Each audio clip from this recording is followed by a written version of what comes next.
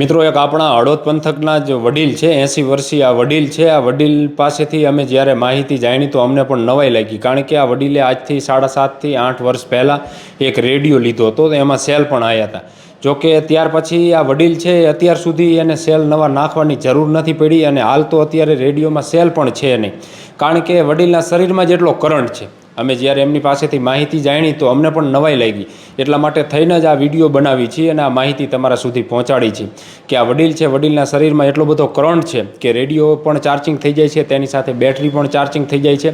અને વધુ જે કંઈ માહિતી છે એ વડીલ સાથે જ વાત કરીએ ને તમારું નામ જાણીએ। દેવસિંહભાઈ શંકરભાઈ, ગામ કવાડિયા, તાલુકો હળવદ। અમારા શરીરમાંથી ને ચાર્જિંગ થઈ જાય, પાવરની બહુ જરૂર ન પડે મારે, અને રેડિયો હાલે, કોઈ બત્તી ચાર્જિંગ થાય આટલું। જો એ ન રાખું તો મારા શરીરમાં વાહમ પાવર ભરાય તો મને દુઃખ થાય। આ વાહમાં પતરું બાંધું અને રેડિયો વાળો વીંટો દેવાનો, એટલે મારા પાવરથી રેડિયો ચાર્જિંગ થઈ જાય, વાગે છે, પાવર નહીં પૂરો ના। આની કોઈલ આવતી હોય પછી 2-5 દીએ એ કોઈક દી મારે જરીક ચાર્જિંગ કરવી પડે, બાકી મારા પાવરથી ચાર્જિંગ થઈ જાય। નાની બત્તી હોય સવારથી ગુંજામ રાખો એટલે સાંજે ચાર્જિંગ થઈ જાય ગુંજામાં।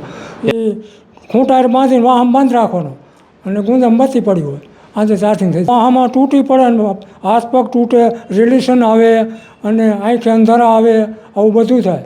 પડખે રેડિયો હતો, પાવર જાણે ખૂટે નહીં, પછી મેં રેડિયો થોડી આખો મેલ્યો, પછી પાવર વધી જતો, પછી એમાંથી ખબર પડી કે આ મારા પાવરથી રેડિયો હાલે છે।